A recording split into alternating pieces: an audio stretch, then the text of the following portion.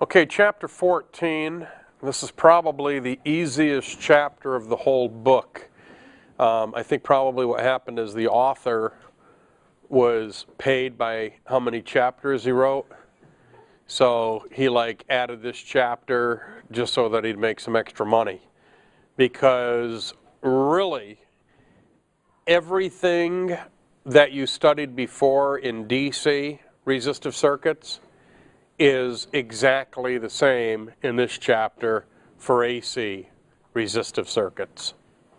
The key word here is resistive. Resistive. So as long as the circuit is purely resistive, all of this holds true. If we start adding some other properties, then what I speak of is no longer true. And we're going to get to that next chapter, in chapter 15. So that being said, let's take a look at chapter 14. This should be pretty easy. After completing this chapter, you're going to be able to describe the phase relationship between current and voltage in a resistive circuit. Apply Ohm's law to an AC resistive circuit and solve for unknown quantities in series AC resistive circuits, parallel AC resistive circuits, and also solve for power in AC resistive circuits. Now, basic AC resistive circuit consists of an AC source, right? Conductors that connect the source to the load. And the key here is that the load is purely resistive. Now, when I'm beating this to death, what am I talking around? What do we make sure that the circuit has nothing of inside it? No phase shift. No, what components cause phase shift? No inductors or capacitors. So as long as there's only components in there that have resistive properties, we're good to go. As soon as there's a capacitor in the circuit, all bets are off. As soon as there's an inductor inside the circuit, all bets are off. But if it's an AC circuit that's made up of nothing more than purely resistive loads, we're good to go.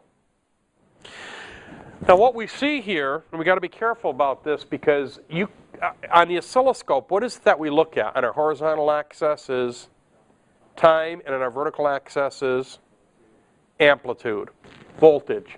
So what we're looking at here is a correlation between voltage and current. Can I see current on the oscilloscope? No. Can I see the effective current on the oscilloscope? Yes.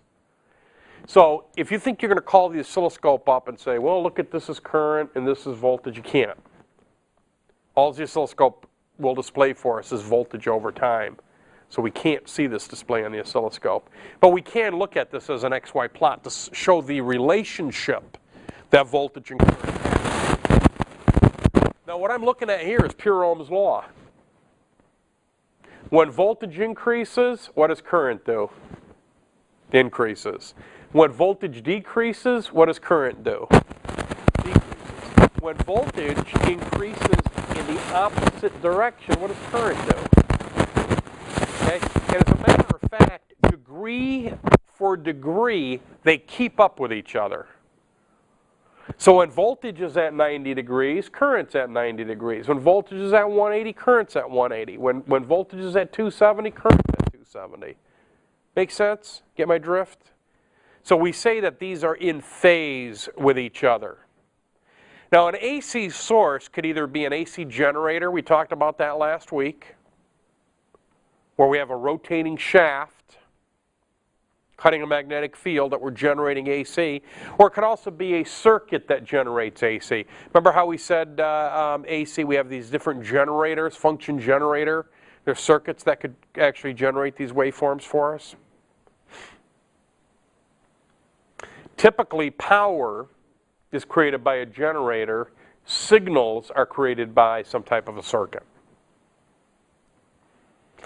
Now the load in an AC resistive circuit could be a resistor, a heater, a lamp, any similar device, as long as the only property that we're taking into consideration is resistance, period. When resistance is the only property that we're dealing with in an AC circuit. We're going to have voltage and current are going to be considered in phase with each other. Meaning at 0 degrees they're in phase, at 90 they're the same, at 180 they're the same, 270, 360. If it could pass that litmus test, we say that these voltage and current are in phase with each other.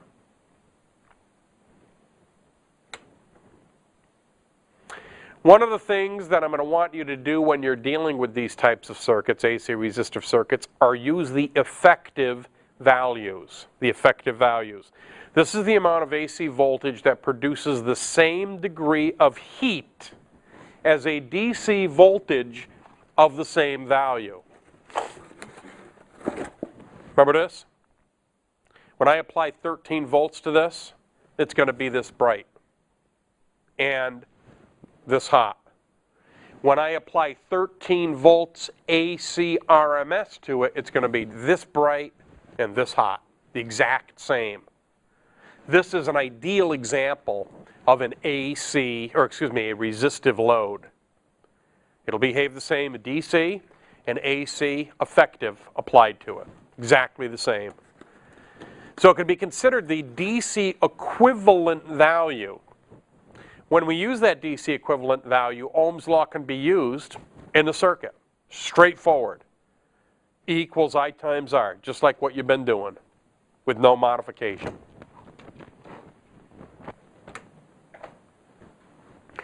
Series AC circuit, the most important thing about a series AC circuit, current is constant. Current depends on the applied voltage. Current is always in phase with the voltage. At any point, the current has the same value as the voltage. At 100%, current's at 100%. At 0%, current's at 0%. In phase. Parallel AC circuit, just like a DC circuit, the most important thing to remember is in parallel, voltage remains constant across a parallel network. Another term for a parallel circuit is a current divider. So total current divides among each branch. The total current is in phase with the applied voltage. The individual currents are in phase with the applied voltage because it's purely resistive. All current and voltage values are the effective values. If they're not, what do? If I give you a problem like this and I start giving you values, what do you need to do? Convert. Convert to the effective. Always convert to the effective unless you're told otherwise. If you're in a tech manual and it tells you to measure, look for 17.4 volts peak, then look for 17.4 volts peak. But if not, always assume you're going to have to convert to the effective value. Now let me go back a step to last chapter. This isn't something I really shared with you at the time, but it's very important. With AC test instruments. Why do we use an oscilloscope?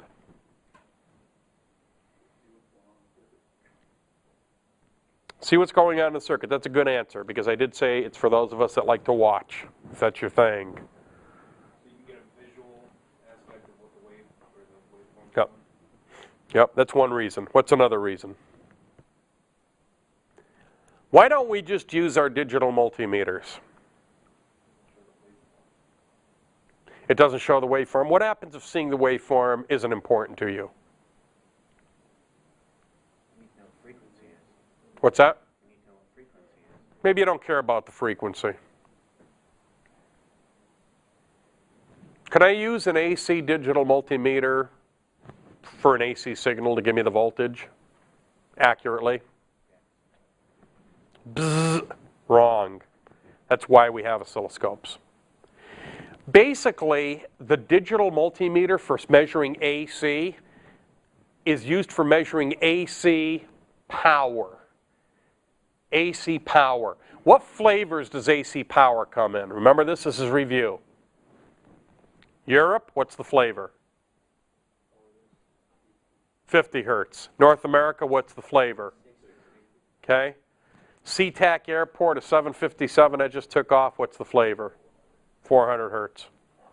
Beyond that, A digital multimeter set for AC, pretty much worthless. Not worthless, you could accurately measure probably up to about 1,000 hertz.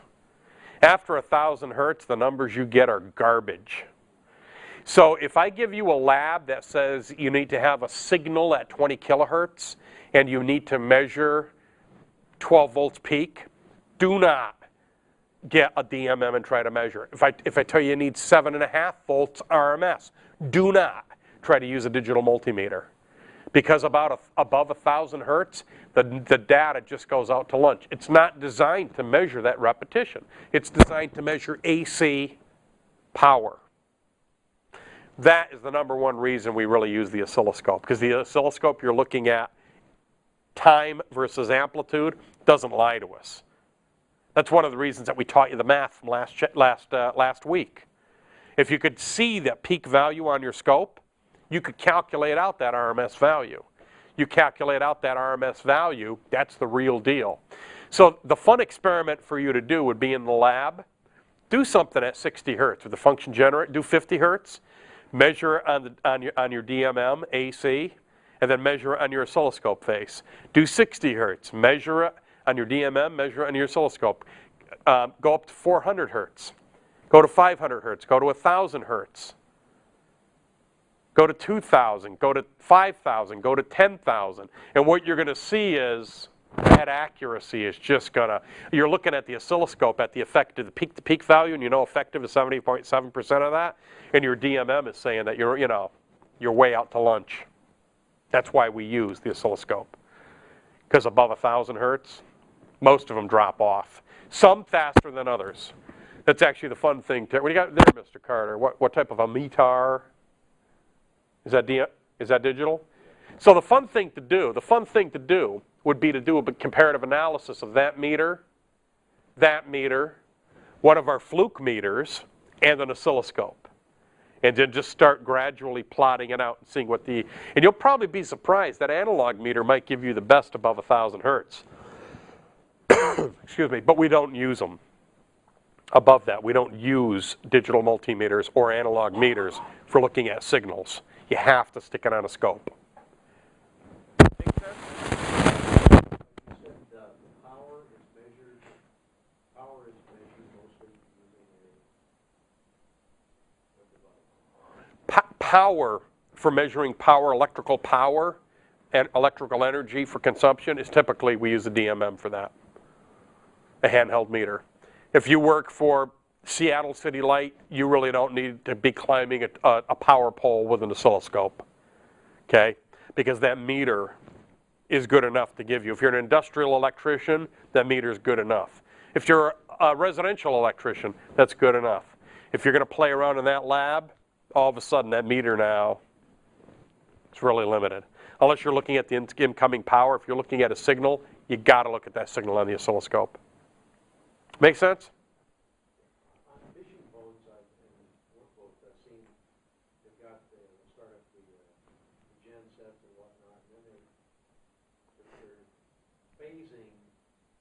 They're synchronizing with shore power? Yeah. Yeah, you want to be able to synchronize your generator with shore power so you can transition easy from shore power to internal power. And that's kind of critical, the way boats are.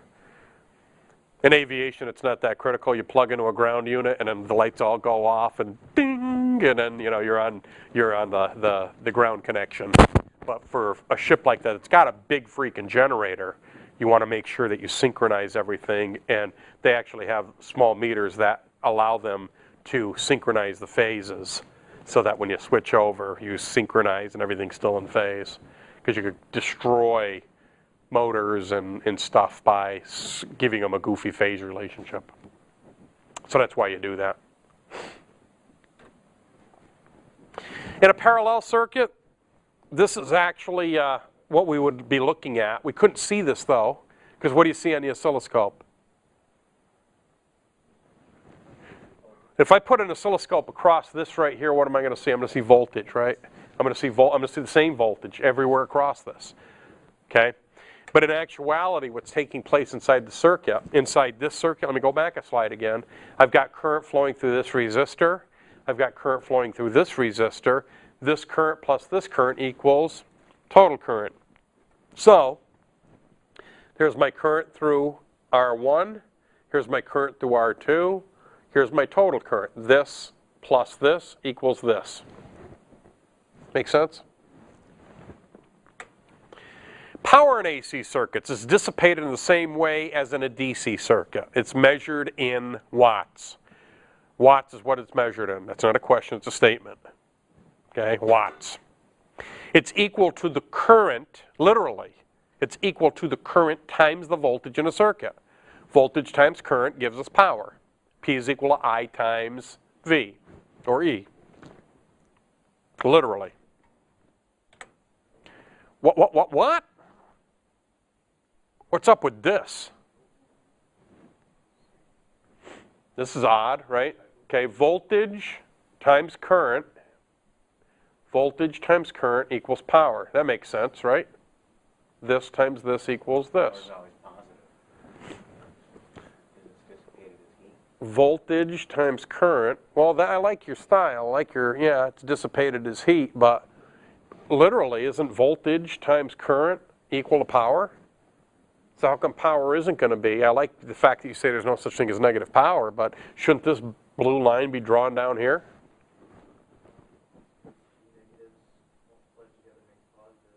Do you believe that? Two negatives multiplied times each other creates a positive? I used to hear that and I never believed that. So let's see. I got negative $200 in my checking account and I go out and buy 2 plasma screen TVs and I'm going to have a plus balance in my checking account. It never made sense to me. But you know what? It is the truth. A negative times a negative equals a positive.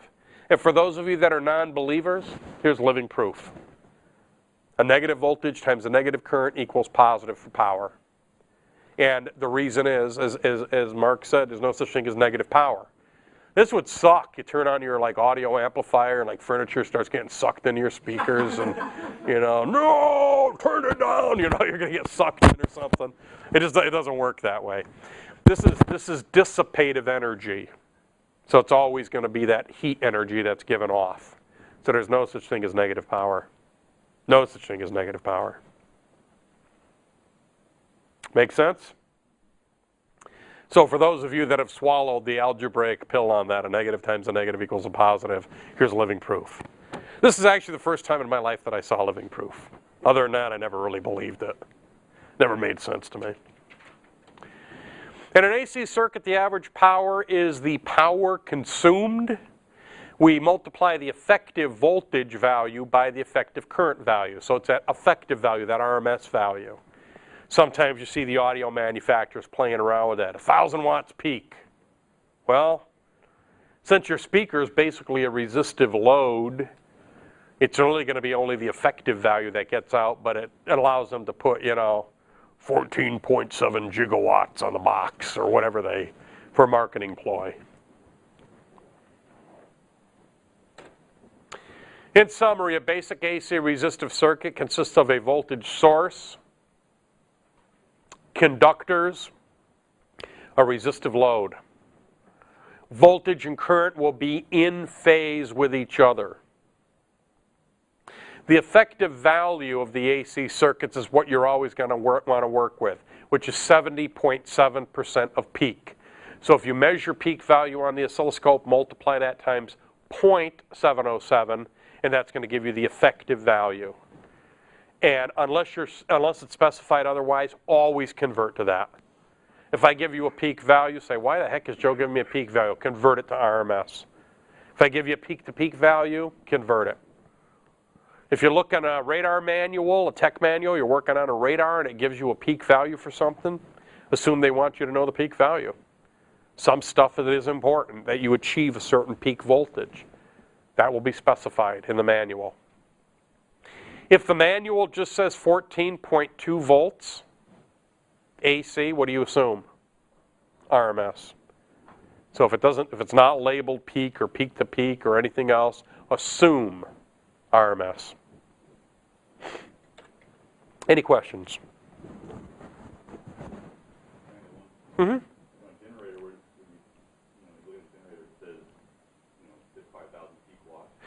Good question. Good question. If you've got a generator out there that says 5,000 volts peak, or typically, I think mine at home is 65, it's 5,000, it's a 5 kW generator, 5,000 watt generator, and it's a 6.5 kW peak. What that means is for a brief period of time that the manufacturer knows, it could actually, you know, it could sit there all day long and put out 5,000 watts, but for a brief moment in time, it could peak out. Like as a compressor on a refrigerator starting, it may try to consume up to that 1,500 watts more and then come back down. So the key on that is when they say peak, for how long can it operate at that peak value? For 2 seconds, 5 seconds, 10 seconds, 30 seconds? You know, and for some applications, it could be critical. You know, you could end up with, you know, basically popping a breaker or something, or overloading the generator if, you know, you hold it up there for too long a period of time. But that's what they mean by that peak output. Very good question. Very good question. You'd also need to know the peak of the application too when it starts up, right? How long it holds that peak. Like if you got a vacuum cleaner and it starts up. Right, right. And then normally, like I say, it's measured in a brief in seconds, you know, to see what loads. But the big thing at home, like with me, would be if my compressor was getting tired and it's trying to start and it's holding that up there really long, then pow, could pop that main breaker and shut the whole operation down. And I mean, yeah, that was a very valid concern when I put in a generator in my home, you know, to make sure I didn't exceed that and I left a big enough margin. But that is my generator at 6,500 peak, 5,000 continual operation. And it's always good. Whenever they give you anything like that, I always like throttle in the back a little bit, you know. Supposedly could run at 5 kW all day long. You know, let's underrate it. Let's run it at 4,500 all day long, you know, and I'll feel a little bit better, not right up at its max. Because you are, if you're right at the max. And, you know, engineers have derated systems like that too. When they give you those specs, they assume worst case scenario, and you know, they always build in a margin of error so that they're exempt from prosecution. Weight restrictions too. Yeah. You got something that has 1,000-pound weight restrictions, probably put 2 on there. Absolutely, absolutely. My incident that I was sharing with some of you last week for me, basically that the airplane we landed, it was 4,000 pounds overweight. From what Boeing said, it was okay, but if they say it's 4,000 pounds overweight, then it's probably good 20,000 pounds overweight, you know, to get the job done before things start breaking. So, good question. Any other questions, comments, concerns, trials, tribulations, grief, anguish, sorrow? All right, let's go ahead and take another brief 10-minute break. When I say brief, I mean brief, because then when we come back, we do have a bit of a challenge here, Chapter 15, Capacitive AC Circuits, Game Changer.